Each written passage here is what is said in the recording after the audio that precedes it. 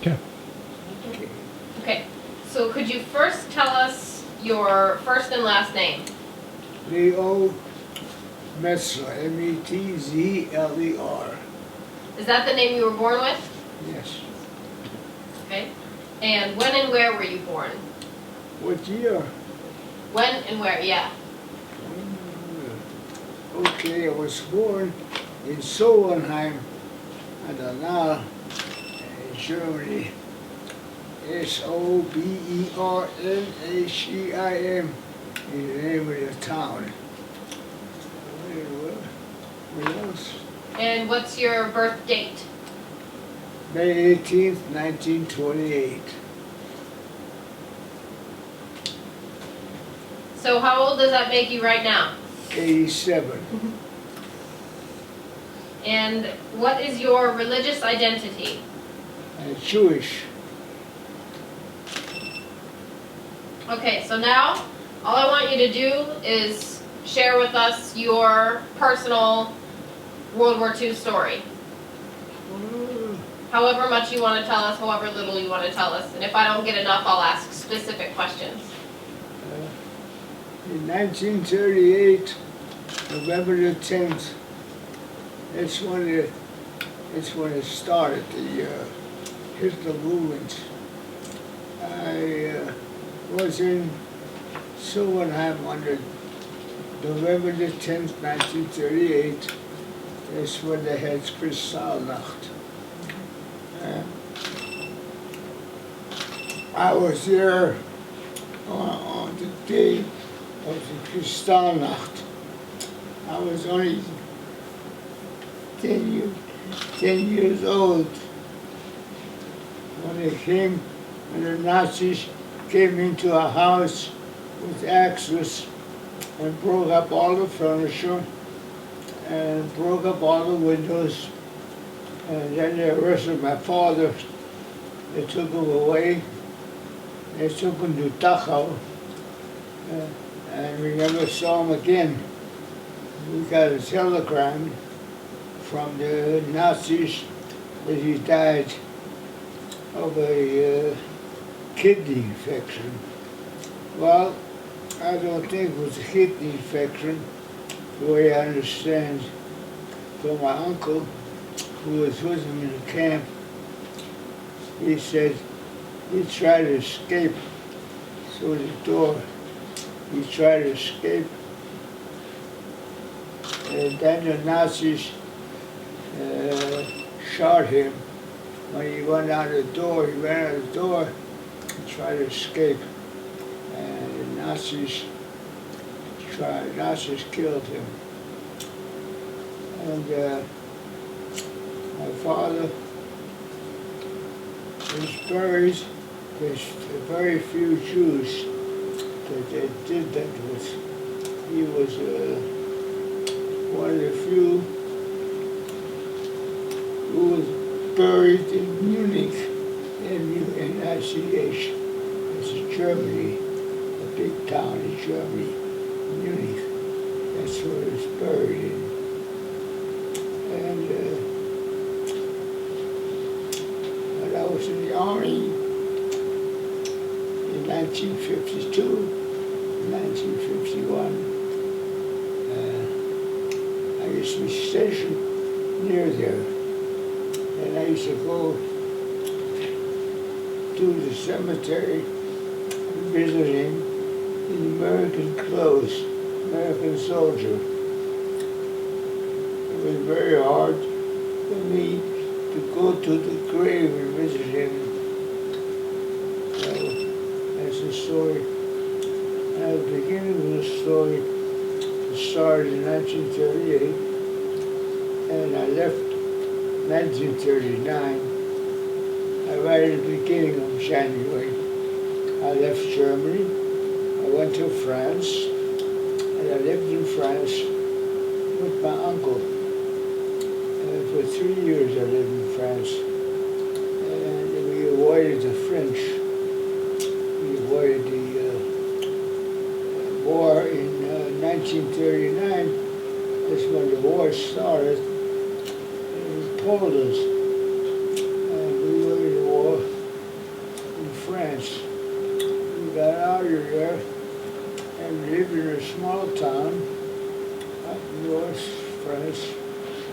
This lady gave us rooms to live in the house. She owned the house. She gave us the rooms, and we lived there. She let us have the house. It was very nice of the lady. And we lived there till May 17th, 1940. May 17th, 1940. The French came and got us. We were Germans, considered us the French. They didn't want to know about Jewish, so they put us in German camp, and because we were Germans, so we went from a little town.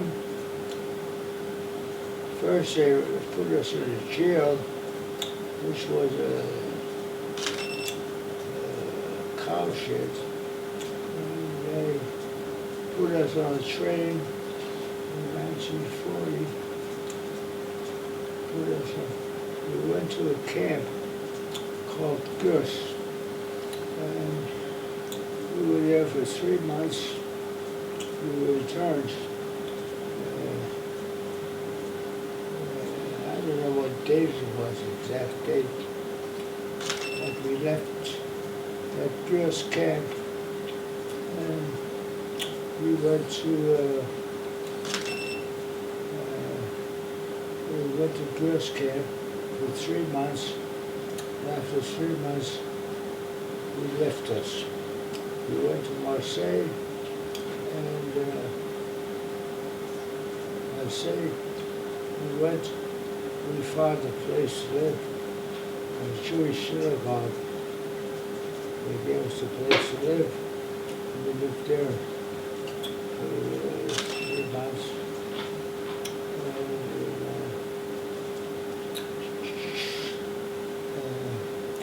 May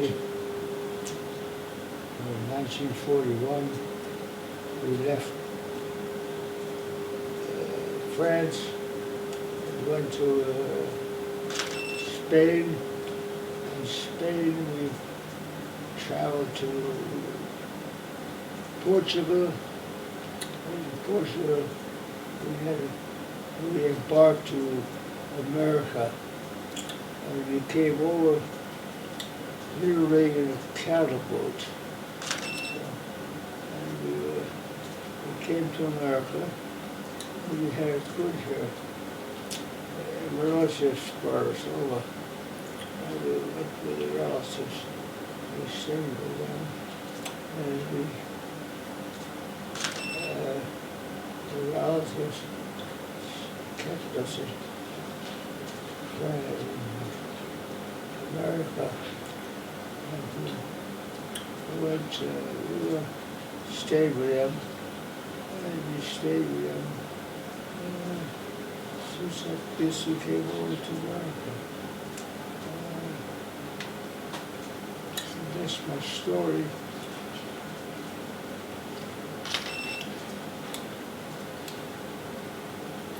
So that was what year when you came to the U.S.? 1941.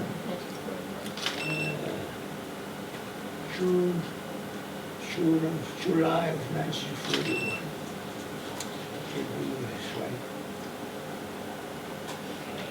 And did you have any siblings? No, at that time I wasn't married. I mean yourself? Myself, yeah. Said one. No, I didn't have any. No? Oh, siblings, yeah. My daughter. The sibling, your sister. My sister. Siblings, my sister. My sister was my sibling. We came over, my sister and my grandmother, we came together. We came over together. Okay. My grandmother was there with us. So what about your mother? She never came over. She couldn't get a passport, and Nazis would leave the house.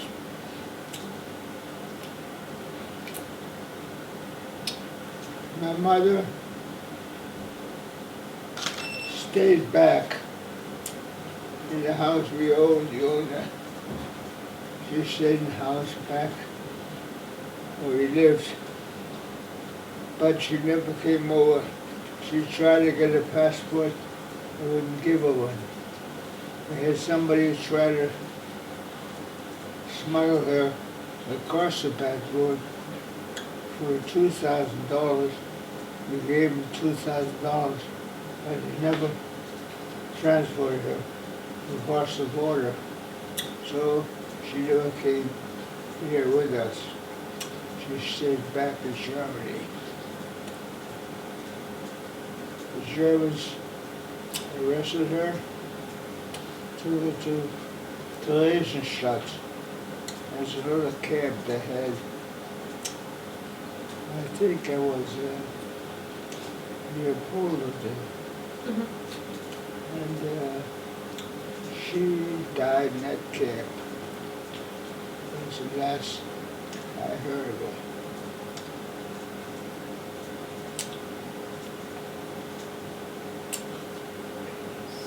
Whenever I talk, I start to cry. It's a bad time I went through.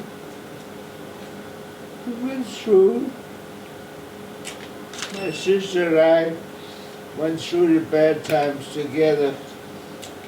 My sister and grandmother went together. My grandmother came with us. So the three of us traveled together, and we both suffered. We three of us suffered through the same thing. Through Germany, through France, through Spain, through Portugal. And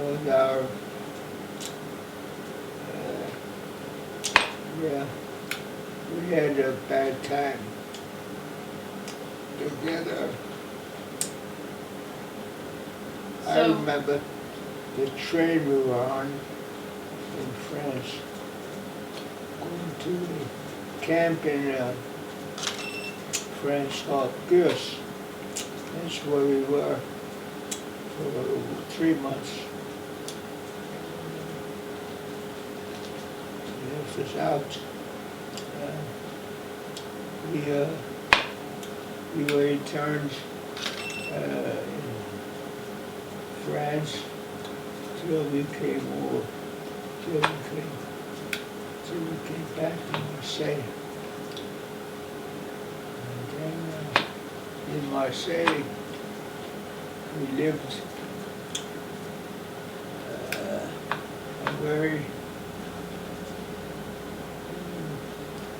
we came into Marseille because we didn't have a room, we had no money, no place to stay. And then I got a Frenchman, I talked to a Frenchman. See, I could talk fluent French. When I talked French, they didn't know I was German. I talked just like the Frenchman. And then I asked him where we could stay. So he told us the place, Rue de Connaissance,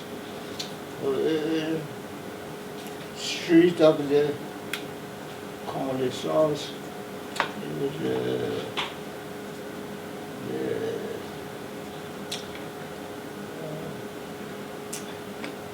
German means street of the convalescent. We stayed in the synagogue.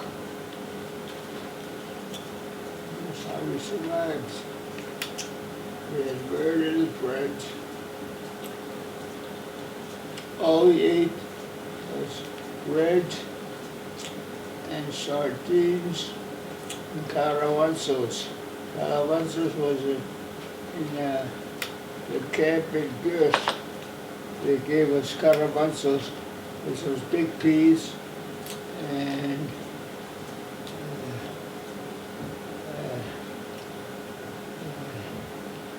akala. And was fish. They gave us fish. Let's try that fish in the sun, and we make it again tasteful for caravansos and bacala. Food in the camp. We had it every day, and we survived on that. And,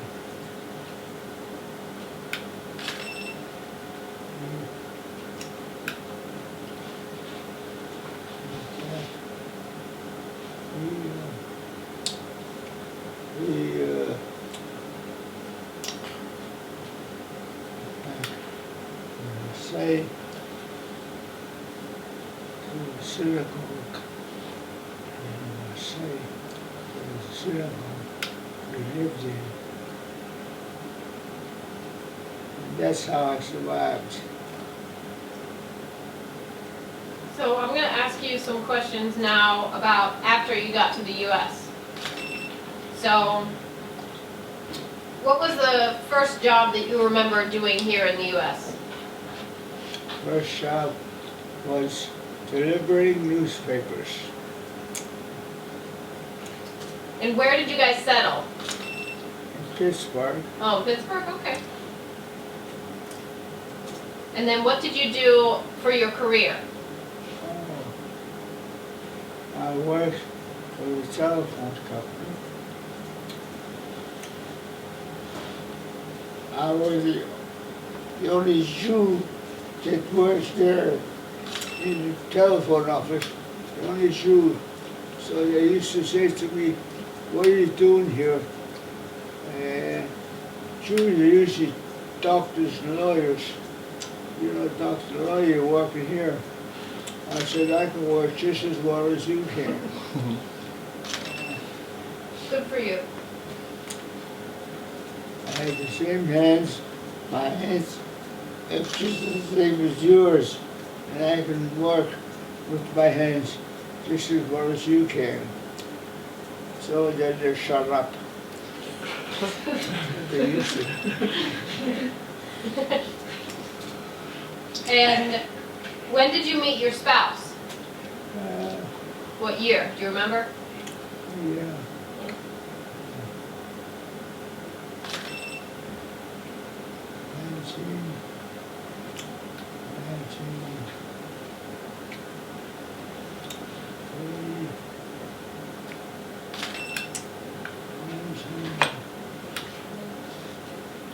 Is that last? 1950 something? 1950 something? Actually, it was 57. 1957? Yeah, Yeah. Okay. And do you remember where you met her? yeah, in Pittsburgh, In Pittsburgh? at the YMCA. Really?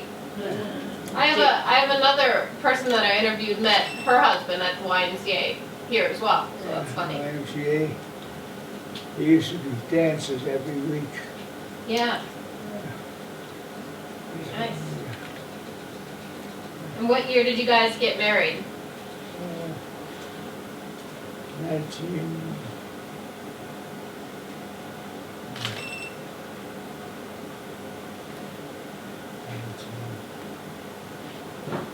So long ago. It's a long time.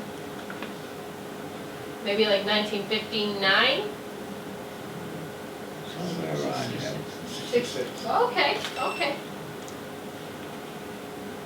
1966. Yeah.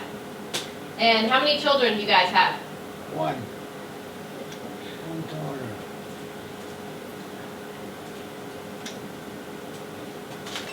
So just 2 grandchildren then, yeah? Yeah. And a couple more questions. What's one of your favorite things to do during the day now? What do you like to do? Jose. don't think he hears. Do you have anything to do? I'm retired. He wants you seeing them. Okay.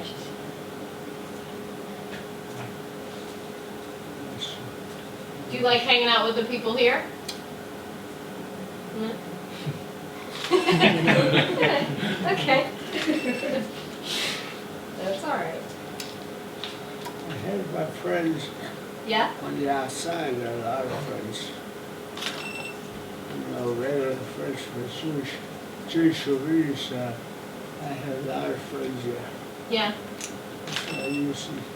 That's where I use my time all the time. I used to go to this Jewish community center every week for 2 classes. I took 2 classes. One was Yiddish and one was current events. Cool. So the Yiddish class, they used to say to me, "You speak good Yiddish, well, you should learn such good Yiddish." So I learned Yiddish from 2 brothers in Marseille, in the synagogue.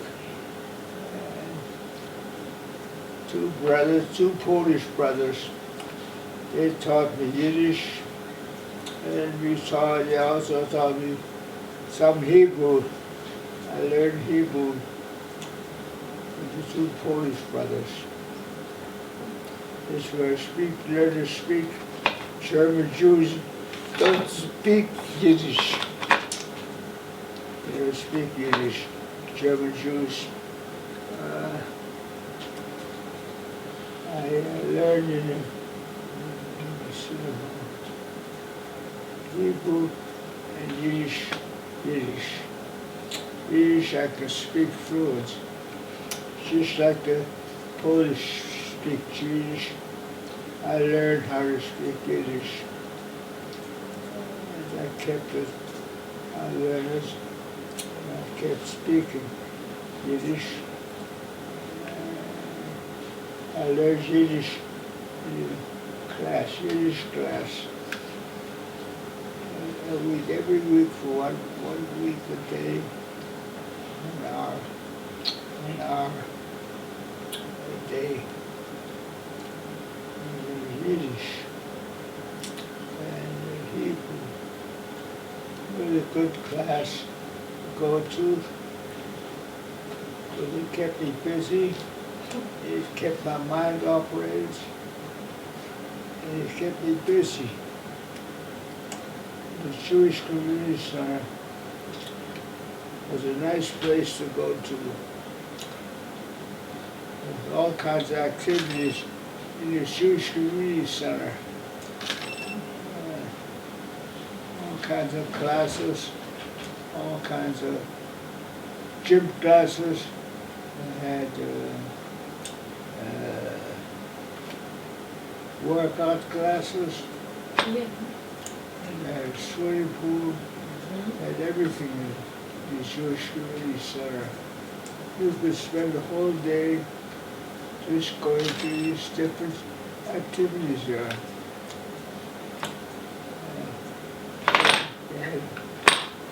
That's where I spend most of my time. I used to go on trips. I used to go with them. I used to go on day trips. I went with them. That's how I passed my time away. But here, I'm the only Jew here. I know of the only Jew here. So I have to work.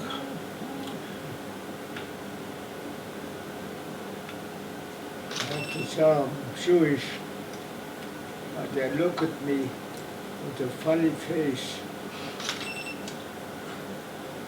They can't figure out I'm Jewish. But I was in the army, and I did my duty in the army. I was overseas in Germany for a year and a half in the army. Overseas. I spent my career. I used to go in the army as an interpreter. I used to So did you do some of the like the denazification process in Germany, or were you there after? After, okay. Because we have another gentleman. He's a couple years older than you that came from. He was in Constance, Germany, and then came to the U.S. as a young boy, and then went back as part of the U.S. Army, kind of just like you. We've got a few people from Germany now that I've heard stories. It's very cool.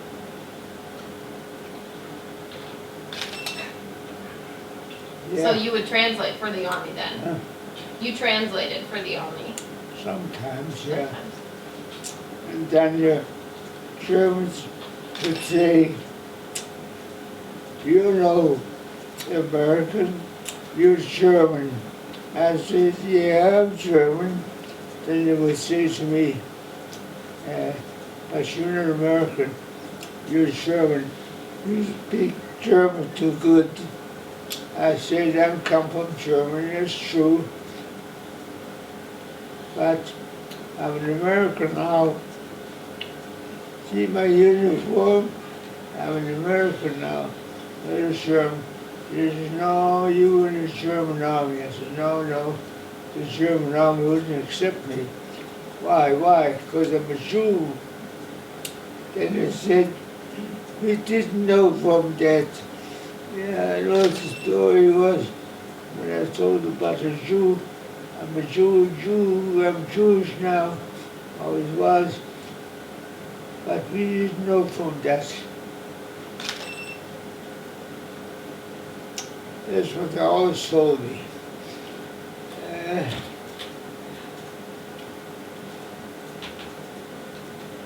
Yeah.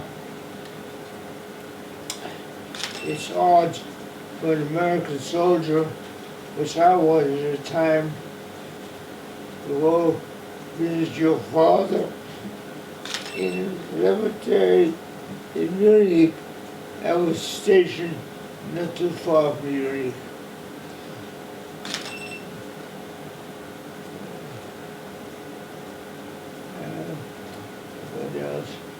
What else you want to know? Well, I asked all my questions, so if that's all you have to tell us, we can wrap it up. What do you want to know more? I got everything. You told me about your wife. You told me about your job.